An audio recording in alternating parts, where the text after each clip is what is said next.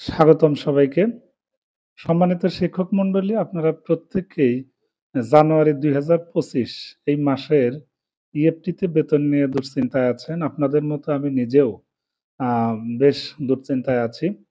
অসংখ্য শিক্ষক মণ্ডলী আজকে হোয়াটসঅ্যাপে টেক্সট করেছেন এবং কেউ কল দিয়েও জানতে চাচ্ছেন যে, "স্যার আদৌ কি জানুয়ারি ২০২৫ এর ইএফটির যে এমপিও সেটা কি আদৌ আমরা পাবো নাকি আমাদের সাথে তালবাহানা শুরু করে দিয়েছে?" আসলে আপনাদের হতাশা থেকে অনেকগুলো কথা আসলে চলে আসছে। আর এ কথাগুলো আসা খুবই স্বাভাবিক। কারণ আজকে মাসের ২২ ফেব্রুয়ারি ২০২৫ তারিখ। আমার মনে হয় না যে কোনো দেশের হিস্ট্রিতে এরকম আছে যে একটা মাস চলে গেছে আর একটা মাস প্রায় চলে যাচ্ছে।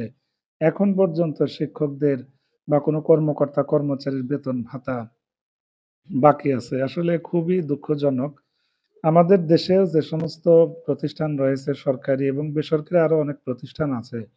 খোঁজ নিয়ে দেখেন তারা কিন্তু মাসের ১-২ তারিখের মধ্যেই বেতন ভাতাদি কিন্তু পেয়ে গেছে।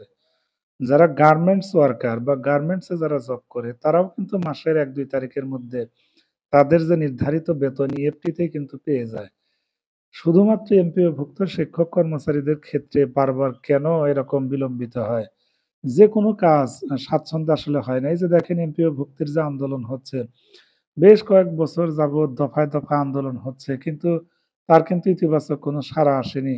দীর্ঘদিন শিক্ষক কর্মচারীরা প্রেস ক্লাবে আন্দোলন সংগ্রামের পর তারা মিথ্যে সান্ত্বনা নিয়ে এর আগে অনেকবার ফিরে এসেছে।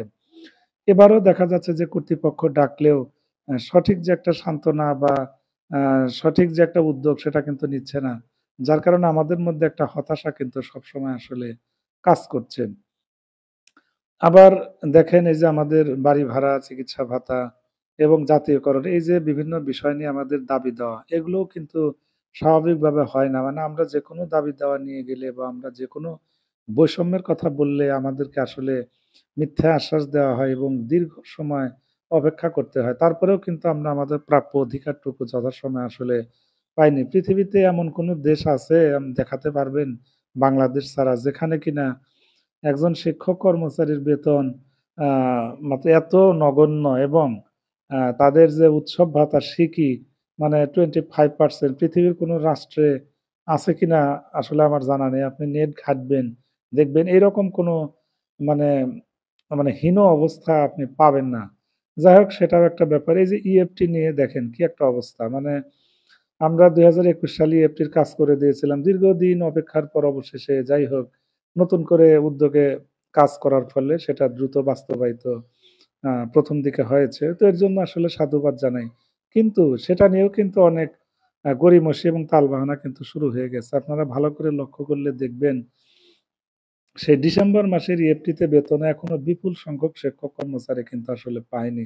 কর্তৃপক্ষ যদি বেতনটা চালু রেখে তথ্য সংশোধনের একটা সুযোগ দিত, তাহলে কিন্তু অনেকেই মানবেতর জীবন থেকে পরিত্রাণ পেত।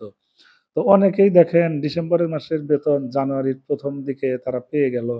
হ্যাঁ? এভাবে ১, ২, ৩, ৪ এবং ৫ম ধাপ পর্যন্ত কিন্তু কাজ চলমান রয়েছে। এখন এরপরেও অনেক শিক্ষক কর্মচারীর নাম কিন্তু এখনো আইবাসে রয়ে গেছে বা মাউসিতে এখনো যায়নি এমন শিক্ষক কর্মচারীও আছে।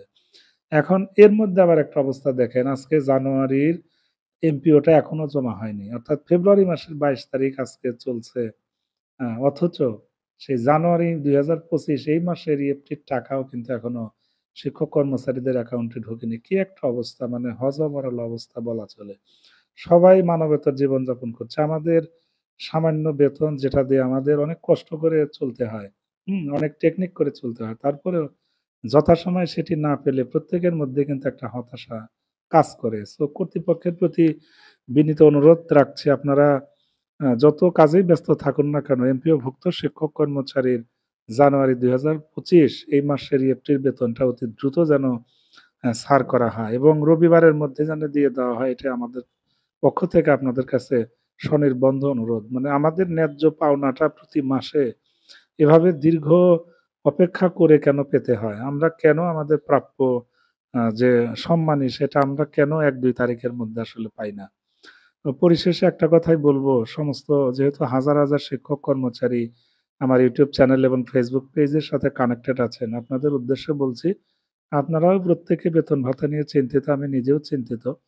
কর্তৃপক্ষ এ ব্যাপারে কার্যকর এবং সময় উপযোগী একটা পদক্ষেপ নিক এমনটা আমরা প্রত্যাশা করছি।